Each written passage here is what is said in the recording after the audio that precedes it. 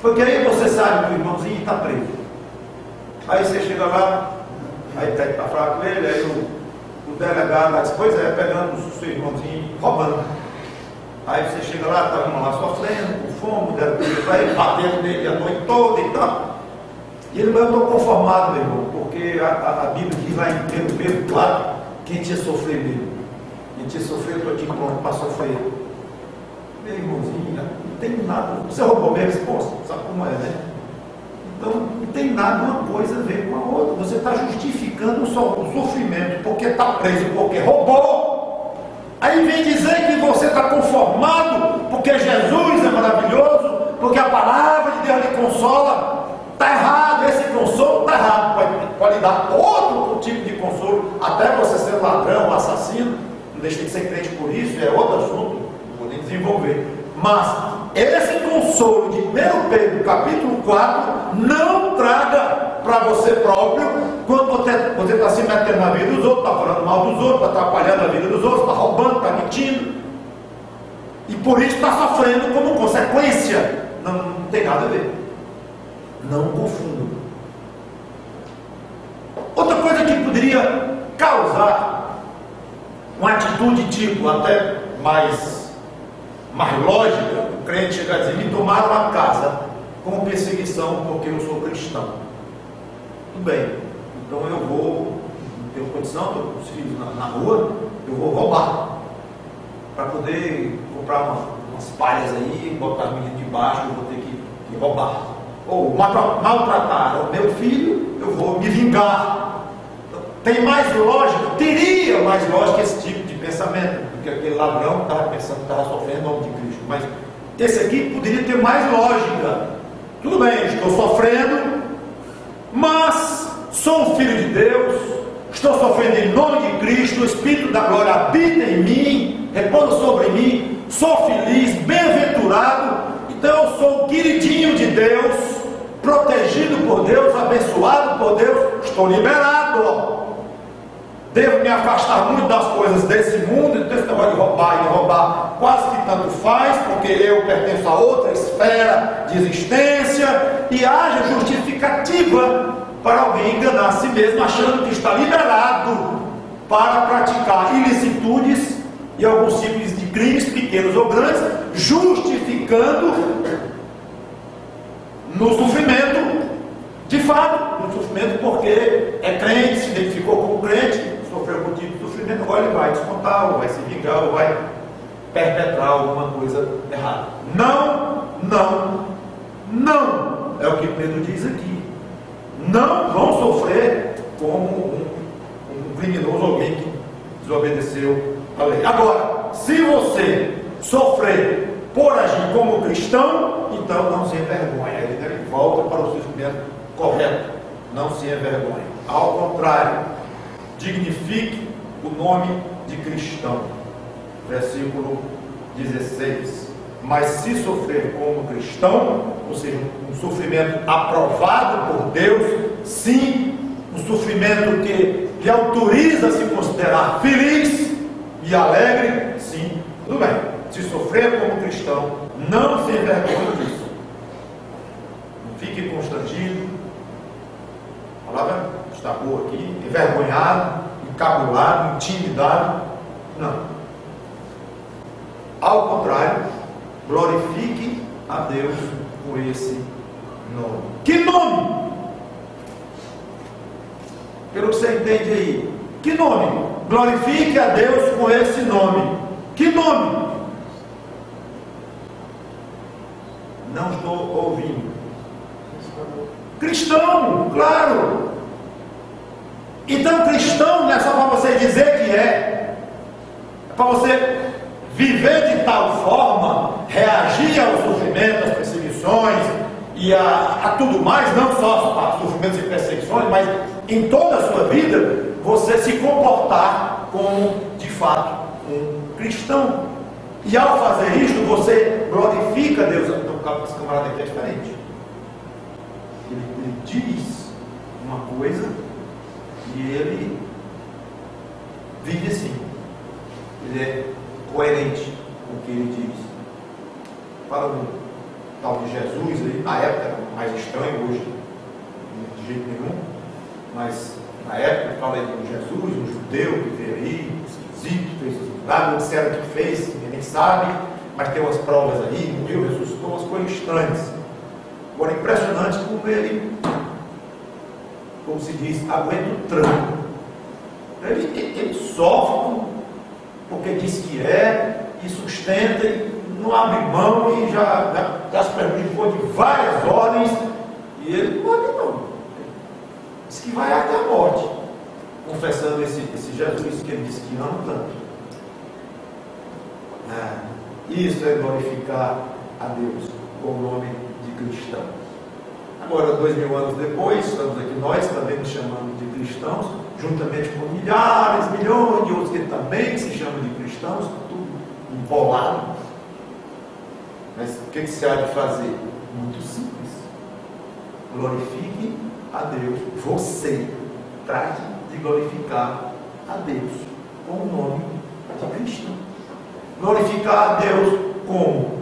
Sofrendo injustamente, se comportando de uma maneira digna, como as Escrituras querem, se alegrando por isso, não abrindo mão da sua confissão de fé, e toda mais uma série de exortações que nós temos nas Escrituras que nos indicam a maneira correta de reagir. Então, é a maneira, é a forma que nós temos de mostrar ao mundo em que ele próprio, como é a nossa cultura, nosso contexto da época, o próprio mundo se chama de cristão, em sua grande, esmagadora maioria. Então, não se perturbe muito em saber porque que Deus permite isso, porque que é tão confuso. Era melhor naquela época, que havia mais perseguição mesmo aqui, quando alguém quebrava os grilhões do catolicismo romano e se dizia, então, crente ou protestante, que era um termo 50, 70, 100 anos atrás, e sofria de nome. Hoje tudo misturado, tudo é evangélico. Então muitos até se confundem, se perturbam com isso. Não se perturbe muito não, e nem você precisa explicar muito esse fenômeno, por que Deus permite, por que Deus não permite. Simplesmente conheça as Escrituras e viva as Escrituras, e não se deixe intimidar em dizer algo tipo: eu não sou evangélico, eu sou crente em Jesus Cristo. Já vai dar uma reação. Esta frase hoje já dá uma reação. Eu não sou evangélico. As pessoas vão olhar para você. Não sou evangélico. Qualquer um diz que é evangélico, eu não sou. Eu sou crente em Jesus Cristo. É uma frase que lhe distingue de muitos cristãos, entre aspas, que se chamam de... Estou dizendo que todos aqueles que se identificam como evangélicos são cristãos entre aspas e não são cristãos verdadeiros. Não estou dizendo isso, absolutamente. Mas, como eu falei, é uma área confusa, é uma área que não ajuda alguém a lhe identificar de uma maneira mais rápida que esse é meio diferente. E deixa colocar os holofotes sobre você para saber se há uma coerência entre o que você diz e o que você faz e como você vive.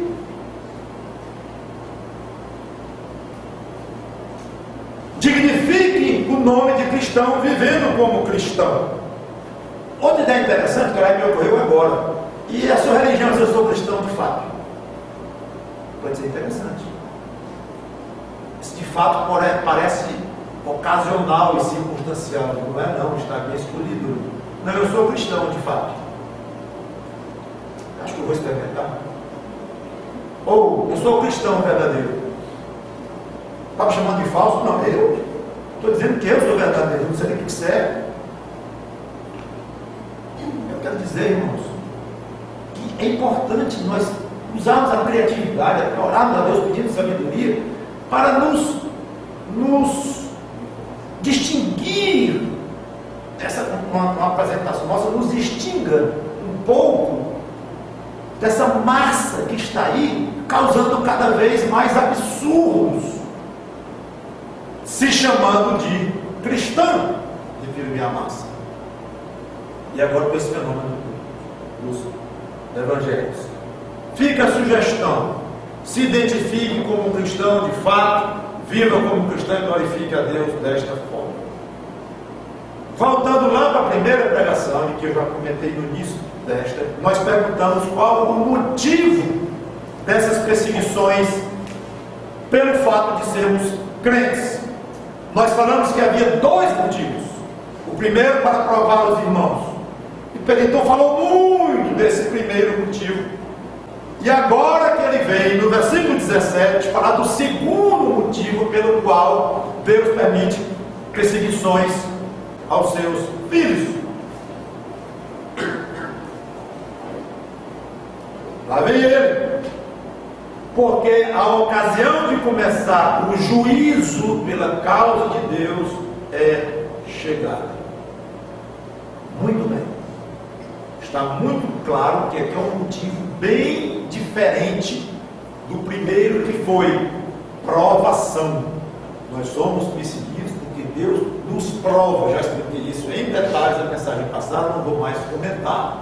Provação da nossa fé, provação das nossas convicções e tudo mais.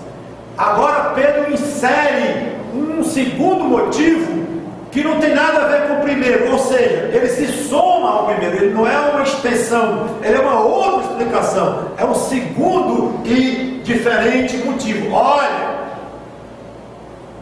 vocês também podem até sofrer como cristãos, não é nem a questão de provação, vai ter um outro motivo. O que é? Juízo de Deus, julgamento de Deus. Os pecados deles, dos crentes, nossos, provocando sofrimento. Quantas vezes nós já tivemos a sensação, talvez certeza, de que certo sofrimento nosso era causa direta de algum pecado ou um comportamento pecaminoso específico? A gente traz à mente, está na minha cabeça, aquilo que eu cometi no passado, aquilo me deixou uma marca, aquilo me fez mal, é uma cicatriz de quando eu era adolescente, ou de quando eu era mais novo, mas já adulto, eu tenho 70 anos, eu tinha 50, não sei, mas ali fica. Ou alguma coisa que você faz hoje, e faz diante de Deus, e sabe que faz, e se arrepende, e faz de novo, e não resolve, e você encontra um sofrimento e a sua própria consciência não consegue desligar esse sofrimento desse pecado, de uma atitude, de um comportamento pecaminoso. Agora eu estou pisando em terreno muito incerto, no sentido de uma identificação precisa. Por isso que eu estou falando o tempo todo, a sua consciência não consegue desligar. Você se convence de que esse sofrimento tem alguma ligação com algum tipo de pecado. E o pastor, o conselheiro pode ajudar em conversar. Examine isto assim, assim. Examine isto. Será que pode ser? Mas nunca. Nunca devemos dizer nunca. Normalmente não dá para chegar a dizer esse é o sofrimento, é por causa deste pecado, eu afirmo e ensino embaixo como pastor. Não dá, é impossível. Porque o próprio crente tem dificuldade muitas vezes e deve ter cuidado em identificar. Porque ele pode chegar a um ponto de cada sofrimento que ele tem, uma topada que ele der numa pedra lá na calçada, ele acha que é porque ontem ele fez aquilo, ou fez assado, deixou de fazer aquilo. Então pode ficar uma vida no dia a dia complicada e não vai levar a tanto nenhum. Uma associação exagerada e sem muito critério de sofrimento com pecado. De uma maneira geral, claro, cada sofrimento nosso é por causa do pecado que entrou no mundo, mas é outra história. Estou falando de pecados que você cometeu especificamente, pelos quais você vai receber juízo divino, vai sofrer aqui na terra. Duas observações. Uma mesma situação de sofrimento pode ter dois motivos: aprovação de Deus via perseguição e ao mesmo tempo julgamento por pecados que você cometeu. Pode ser as duas coisas, pode ser uma, pode ser a outra. Segunda observação: Esse motivo a